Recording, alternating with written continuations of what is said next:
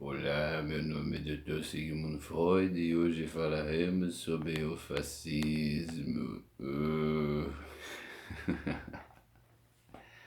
Tudo bem, pessoal? Beleza? A gente tem que começar assim de uma maneira mais descontraída para falar sobre um tema tão espinhoso, né? Não só para ciências humanas, mas para o mundo, para a vida. Falar sobre fascismo, na verdade, nós gostaríamos de falar disso apenas na história, né? E não de forma tão contemporânea, percebe? E qual que é a nossa ideia, né? É entender como funciona o fascismo. Esse é o título dessa nossa conversa, esse é o título dessa nossa aula, esse é o título desse nosso encontro. Como funciona o fascismo, né? Só que a grande questão, assim, para a gente entender, né, isso tudo. Que é o fascismo? O fascismo nas ciências humanas, o fascismo na história, o fascismo na psicologia, etc. O que é o fascismo? O fascismo é um regime de culto à objetividade. Percebe? Guarda isso, um regime de culto à objetividade. E aí como é que a gente faz para entender isso, né?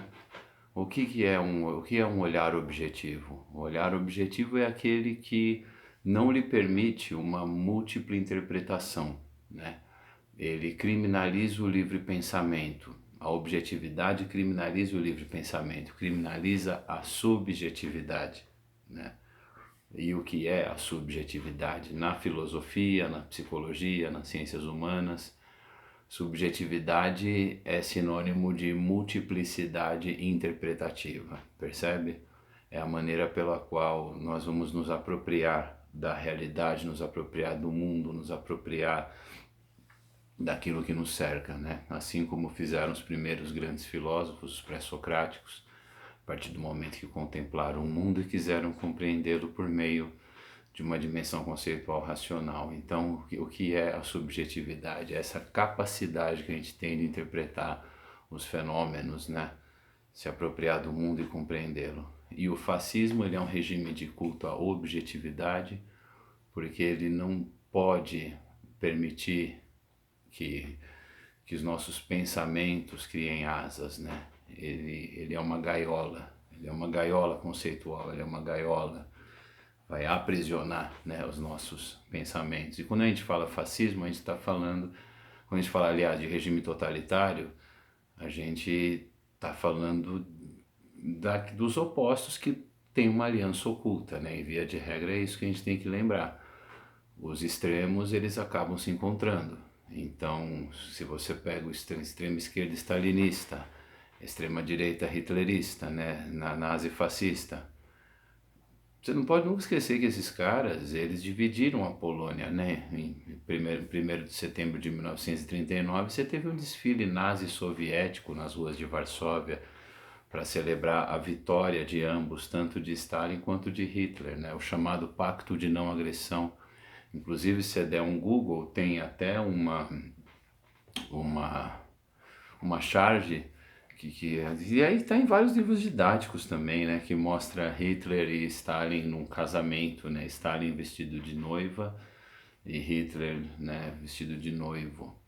E na verdade a gente não pode nunca esquecer que os opostos, como nós dissemos aqui agora, eles têm uma aliança oculta, né? Eles acabam se encontrando.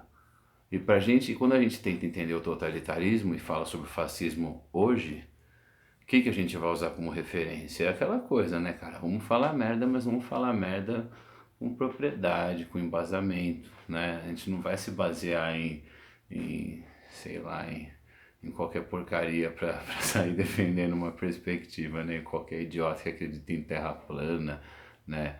E coisas assim. Vamos falar merda com propriedade, então você tem que se pautar, evidentemente, no que é? Nas obras, né, de referência. E aqui para nós, qual que vai ser o nosso princípio norteador nessa conversa sobre como a gente faz para entender o fascismo? É Jason Stanley. Jason Stanley. Não é Joseph Stalin, viu? É Jason Stanley. Quem é Jason Stanley? Ele é um filósofo norte-americano, né? Nascido em 1969, o ano de Woodstock, né? Olha só que interessante. E ele escreveu uma obra chamada Como Funciona o Fascismo, How Fascism Works, né? Eu tive a péssima ideia de emprestar esse livro para um amigo e, enfim, né? Até agora ele não retornou, né? Não fez o efeito bumerangue, né? Mas, enfim, Como Funciona o Fascismo? O subtítulo do livro de Jason Stanley. Como funciona o fascismo? Subtítulo: A política do nós e eles. Então, qual que é a ideia primordial que o próprio subtítulo fala? Você precisa criar uma perspectiva hierárquica na sociedade, né? Jogar o povo contra o povo. A gente vai falar sobre os 10 pilares do fascismo, possivelmente acho que em 3 vídeos, eu acredito, né? Aí de uns 15, 20 minutos cada.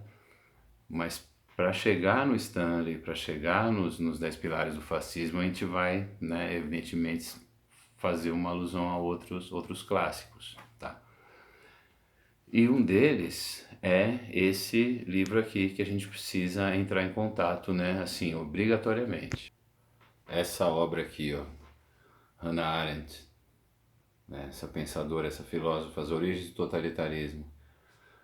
Esse livro aqui ele foi publicado um pouco depois da Segunda Guerra Mundial, né, em 1951. E quem que é Hannah Arendt? Hannah Arendt é uma filósofa de origem alemã, judia, né, e que escreveu sobre o totalitarismo na sua essência, né? Então ela fala sobre o antissemitismo, ela fala sobre o imperialismo e é uma coisa muito interessante da gente entender da obra dela, é que ela fala assim, ó, que foi bom que o nazismo tenha ocorrido, né? Aí você fala, porra, foi bom que o nazismo tenha ocorrido, uma judia alemã intelectual, filósofa falando isso, né?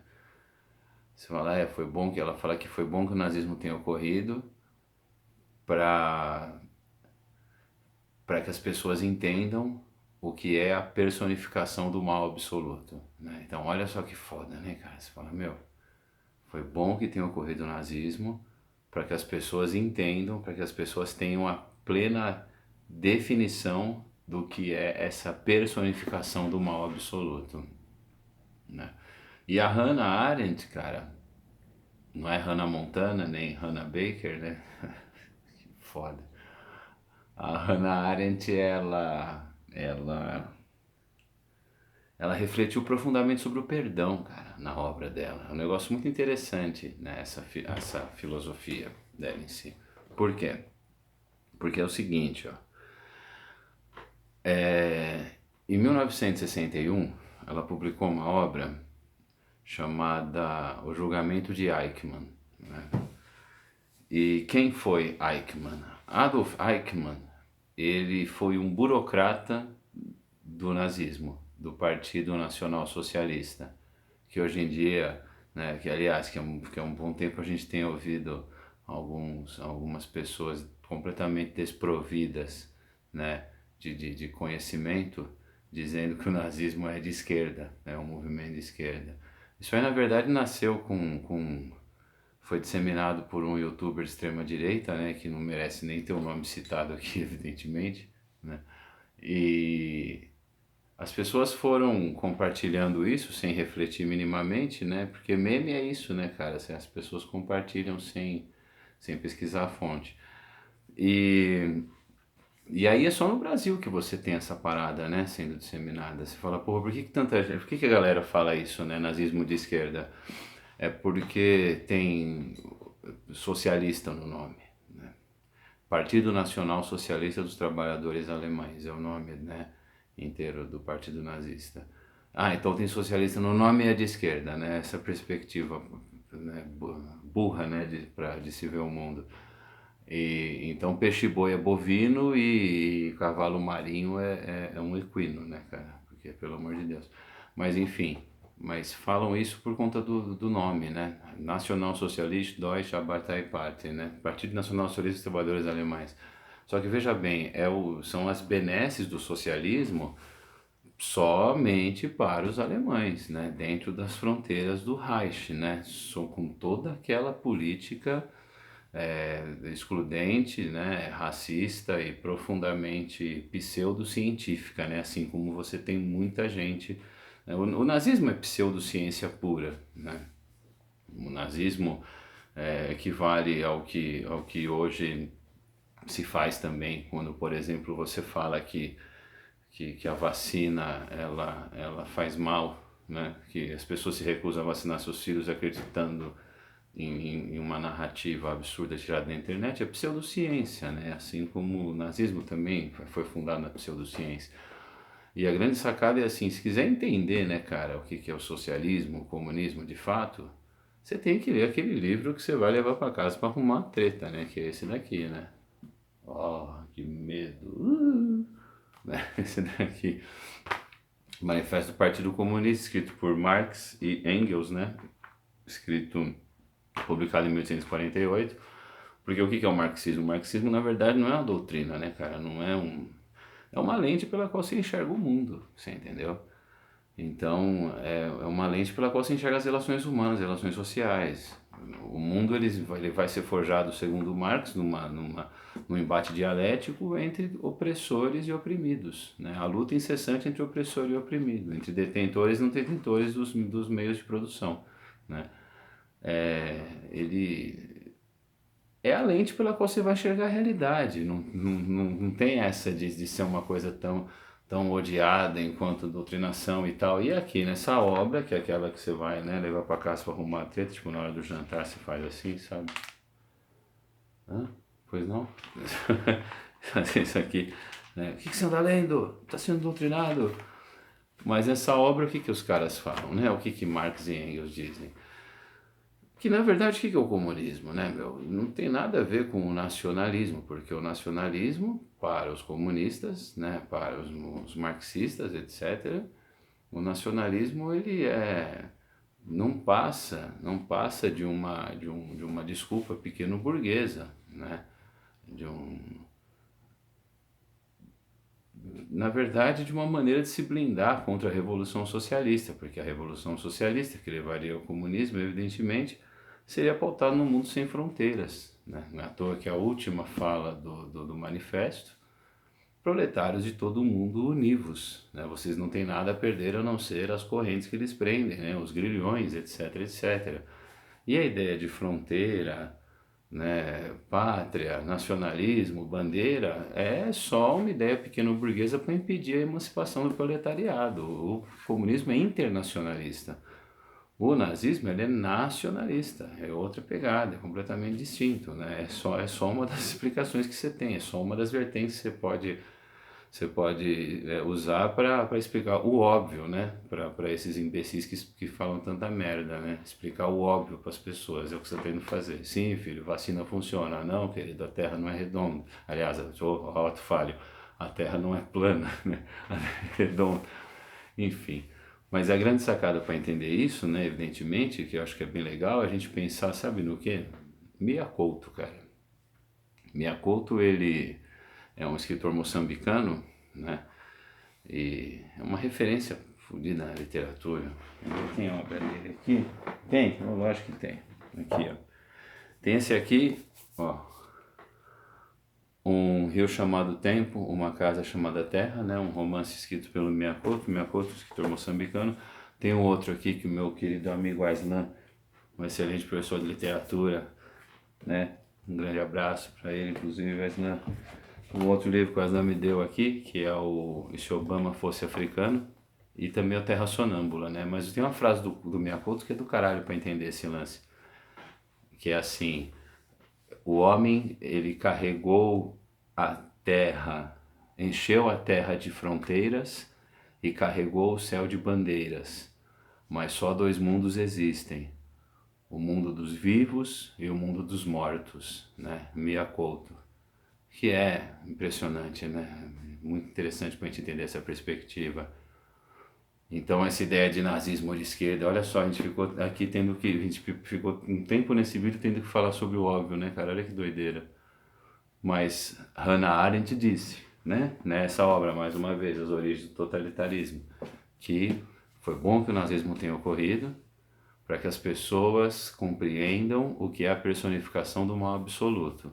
E mesmo assim ele tendo ocorrido, mesmo as pessoas percebendo, né, a personificação do mal absoluto, as pessoas ainda tentam relativizar o que foi ele, né? Ah, não foi tão ruim assim, etc, etc. Né? Ao ponto de você ter um ex-secretário de cultura do atual governo aí, né? Que literalmente mimetizou Joseph Goebbels, né? O ministro da propaganda alemã, né? Depois você dá um Google aí e procura, né? Isso que aconteceu agora em 2020, né? E que parece tirado de uma distopia, né? A distopia nazi tupiniquim, né? Pela qual a gente está passando. Mas a Hannah Arendt, ela refletiu profundamente sobre o perdão, por quê? Porque em sua obra ela fala sobre Adolf Eichmann, né? E o Adolf Eichmann, ele estava passando por um julgamento na época em que, na verdade, assim, Eichmann, ele foi um burocrata do nazismo, né? Que trabalhava em Auschwitz, não necessariamente Auschwitz, mas trabalhava numa das fábricas de morte, fazendo a triagem, escolhendo quem ia para os chuveiros, né, para as câmaras de gás e quem ia para o trabalho, né, para o trabalho escravo. Ele nunca puxou um gatilho, percebe? Mas ele foi responsável diretamente, direta e indiretamente, evidentemente, por esse genocídio, né? Um dos maiores genocídios da história da humanidade, só perde para o genocídio de negros africanos trazidos aí para a América, né? Inclusive Laurentino Gomes, no seu livro sobre escravidão, que é espetacular, ele fala sobre isso também.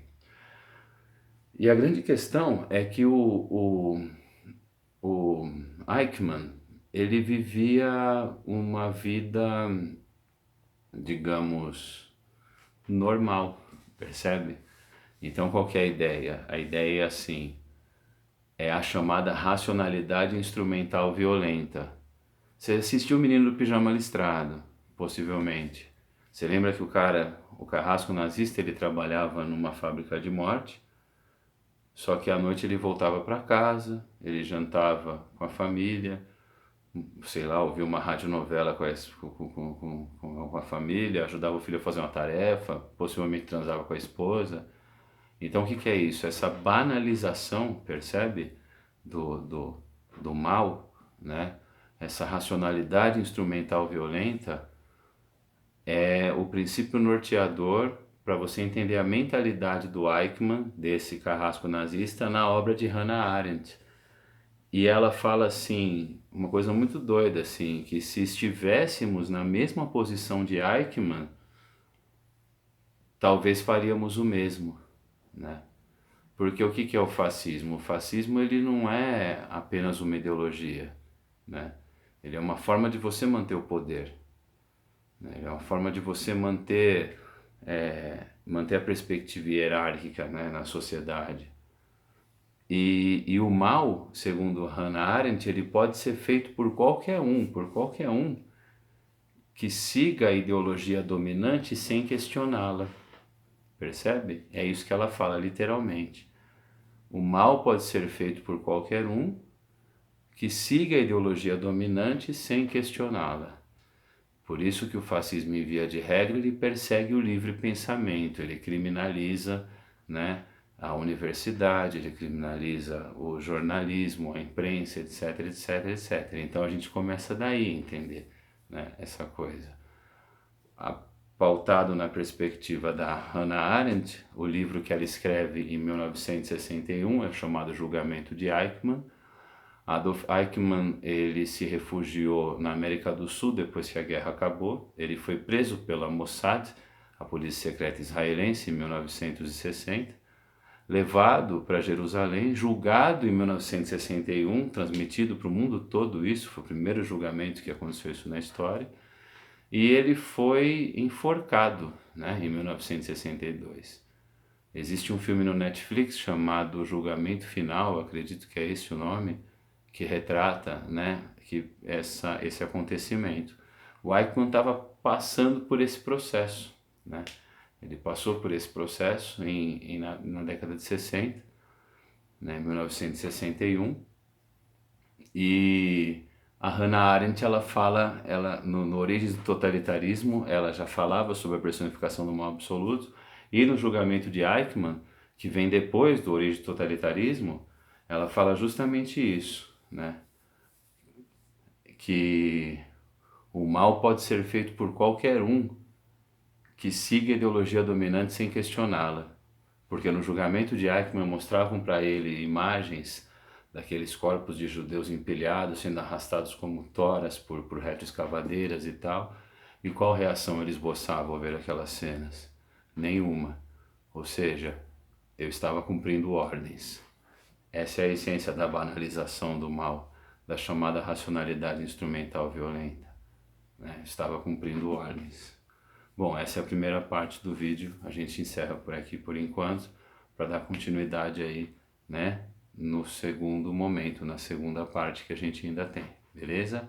Obrigado por assistir até o final, queridos. Valeu!